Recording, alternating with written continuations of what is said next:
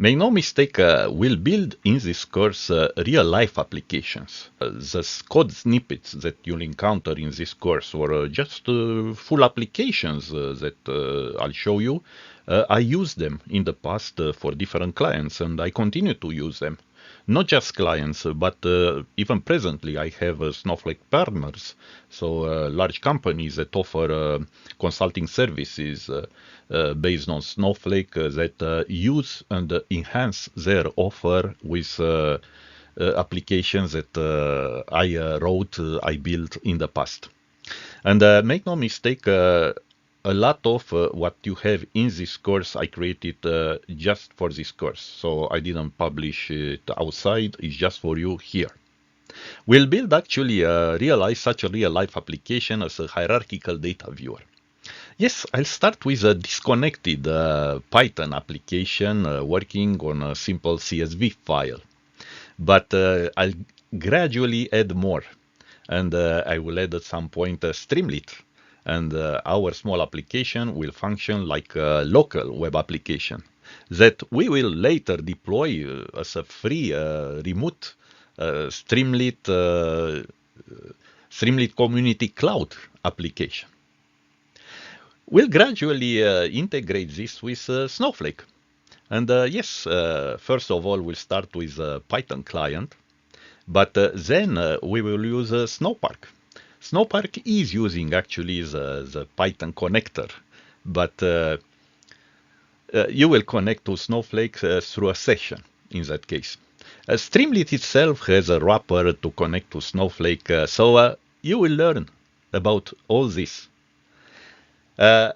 Snowflake recently came up with two very exciting frameworks. I know nobody who teaches you this yet, so you'll have full courses here on Streamlit for Snowflake, the so-called SIS applications, and on the very new Snowflake native application framework. Basically, you can create in SQL, in Snowflake, a Streamlit object and an application object, and provide application versioning with an application package object. You learn how to share this with other accounts. In particular, we'll deploy our native application in the private data exchange. But the application will be ready to deploy as it is on the Snowflake Marketplace. It will just require a few approvals from the Snowflake employees. We'll continue by building a hierarchical metadata viewer at some point. So we'll explore all sorts of hierarchical data, from the data lineage, from the object dependencies, the role hierarchy. And we'll deploy all this also as a Streamlit in Snowflake application. An enhanced query profile will build by the end, which will include an advanced query analyzer, deployed also as a Streamlit in Snowflake application. All the code is open source and available to you for this project in the Programming in Snowflake repository in GitHub.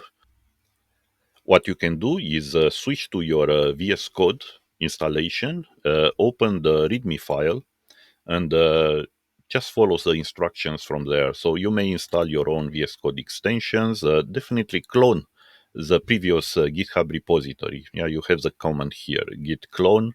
You call this from the command line. This will create absolutely this folder, programming in Snowflake. So you open your VS Code with this specific folder. Then try to create a virtual environment for Python. So you'll have to have Python installed and try to use not the latest version, because what's happening will deploy a lot of applications in Snowflake, and it may happen they don't always have the latest version installed. So just to be safe, I installed here, I created a virtual environment with the Python version 3.9. Yeah, it works fine. This is a command that you can use to create also a virtual environment, called VM. I have it here. You switch to this environment with VM scripts activate. I already did it here. As you can see here, the prompt has a prefix VM. Try to install them for each specific section. You can see them here ordered by a number. You can open up each of them, and you can see there will be plenty of SQL files, of Python files. If you find the requirements text file there, just call pip install with dash r to install all the required dependencies. Yes, they will be installed for all the everything in this repository, but I double checked there will be no conflict. And do not worry, we'll start by creating a free Snowflake account, free trial Snowflake account, and $400 worth of free usage is more than enough for this course or for other experiments you may have. So I'll walk you through this process. There is no credit card required, and you may even reuse your email address if you used it before. We'll do a lot of experiments from the Snow site. This is Snowflake's web UI from the Snow site online console.